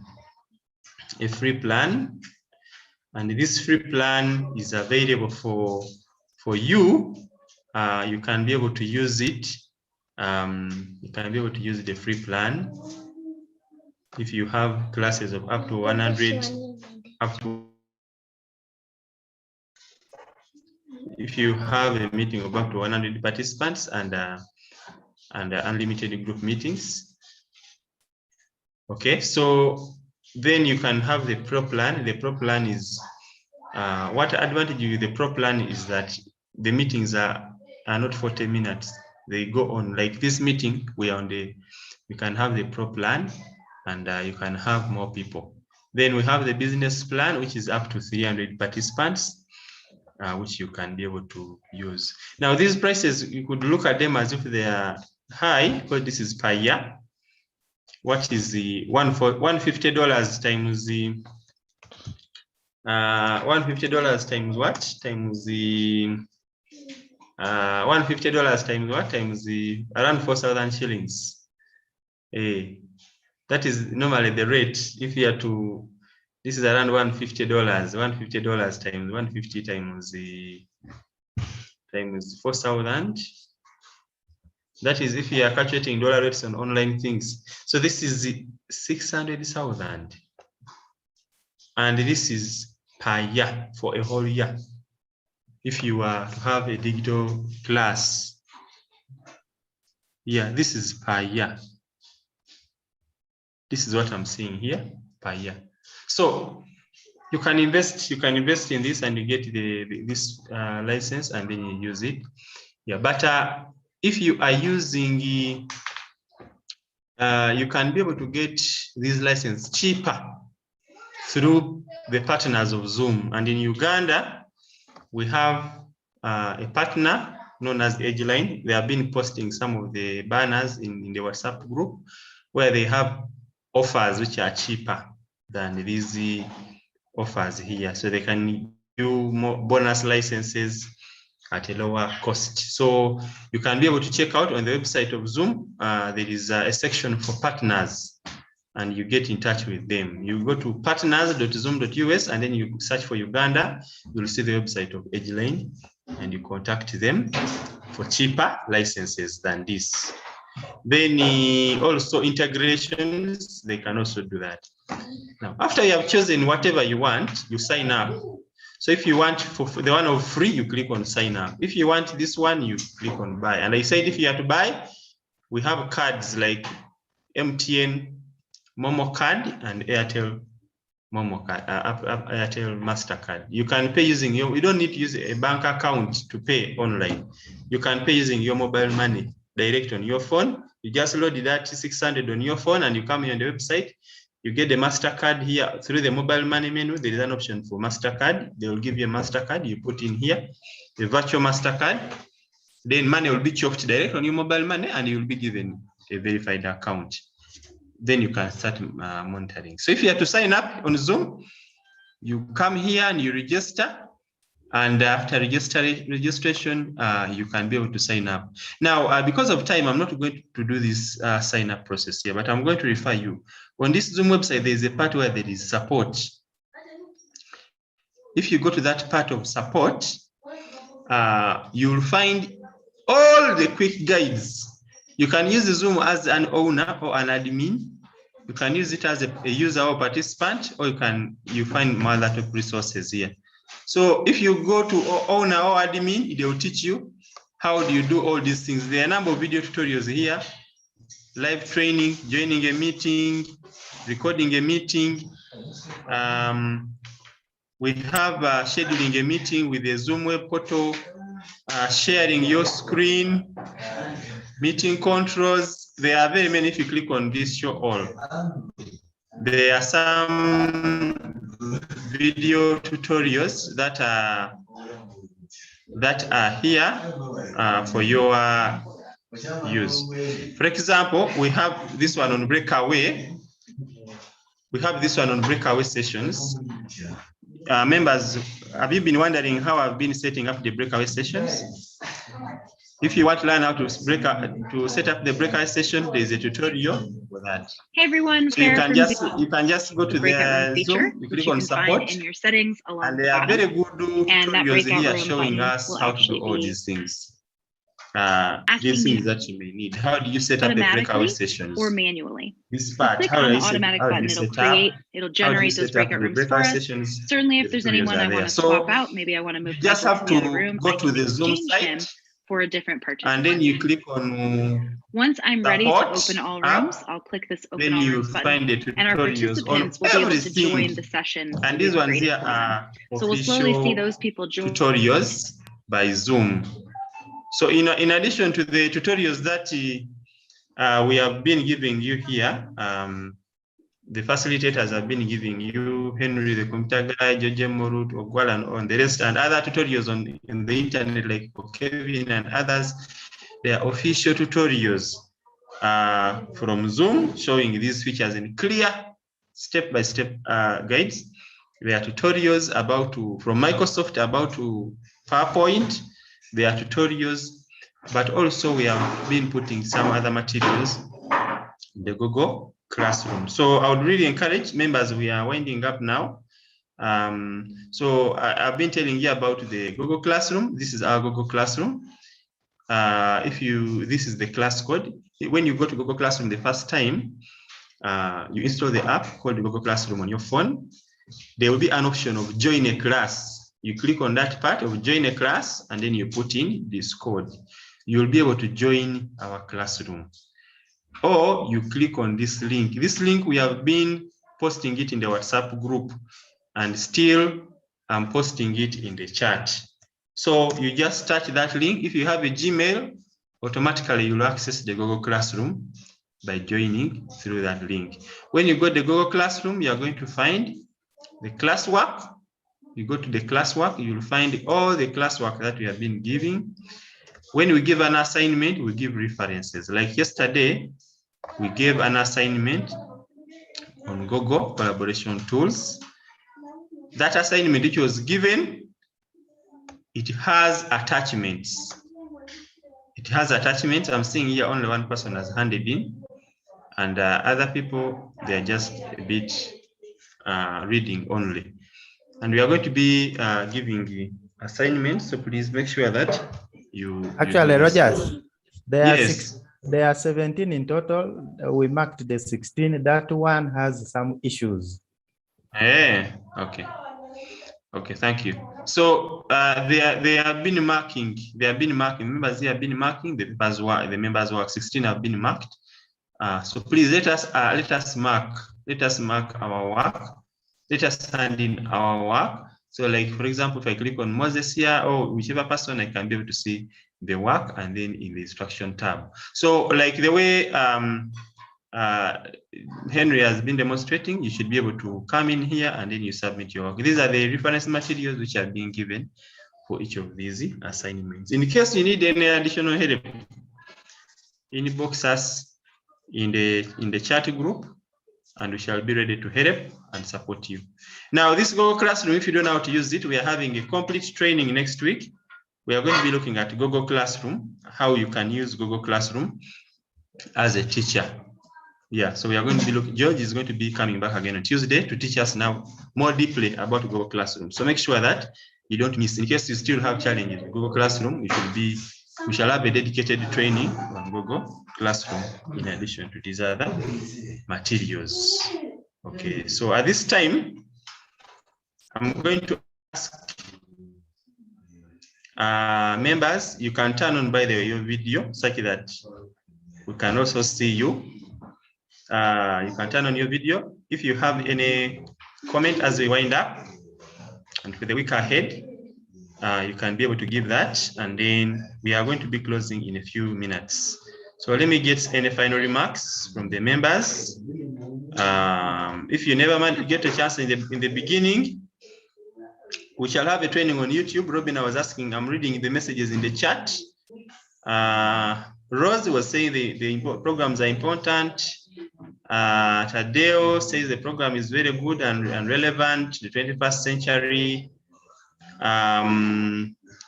Yeah, can handbrake work on phones? Teacher Rose was asking that. On phones, you can get another app which can be used for reducing the file size. For video compression, there is another called video compression.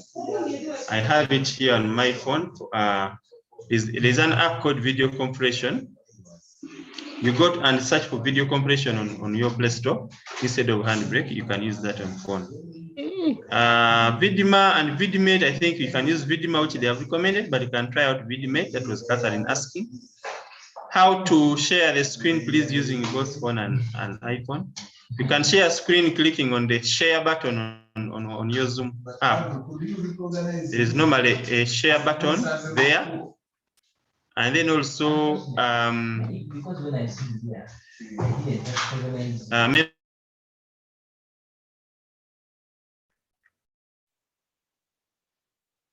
yeah, so that is those are some of the things which are here, which I'm seeing here in the comments. Let us hear from Tinker. Just one comment. At exactly 11:15, we are closing. Tinker.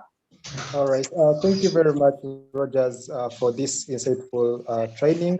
I hope I'm audible enough. Yes. Yeah, really thank you for this training. You know, at first, my expectations were a bit low, but as I talk right now, I don't want even to miss any minute of the sessions which we are going through. So I'm really grateful. I don't know how much money maybe I would pay to have this training done.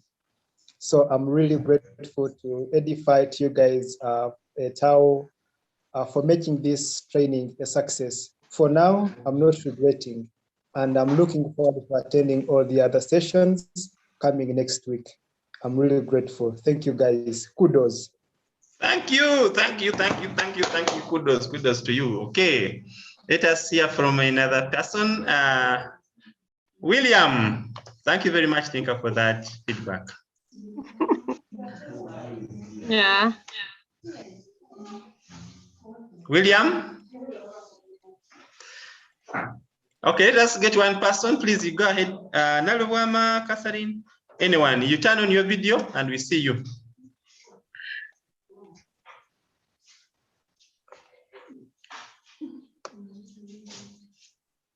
Okay, I think William is unable to speak. Peter Njavide, either one was just spoken. Peter. Okay, thank you, Rogers. I'm really wonderful. I've learned a lot. Sometimes I've been teaching, but not considering much the digital platform, the digital content. But now my morale is highly boosted, and I'm planning to create a digital school after learning this. Thank you, Rogers, for each and everything you have done for us. Welcome. Okay, thank you very much, Mr. Tinker. So members, we want to appreciate you for this week. We can't stress this meeting longer. We are going to continue even after the training, continue interacting. And we are going to have other cohorts. In case some members didn't manage, we shall be able to communicate when we shall have another cohort for other members to also benefit. But also we get the feedback, we keep improving how we are delivering the training. At this time, I want to ask one person to pray for us, and then we close. Catherine, can you pray for us? Father, I want to give you glory and honor again for this time. Thank you for this good day. Thank you for what we have gone through. We bless your name because you're good, and you have also promised that the fear of you is the beginning of all knowledge. Lord, we know at the end of this all, we shall make it. We bless you and we thank you for we have asked all this through Jesus Christ, our Lord. Amen. Amen, amen, amen, amen. Thank you very much, members. Have a nice day. Bye-bye. Bye, Rogers. Bye-bye.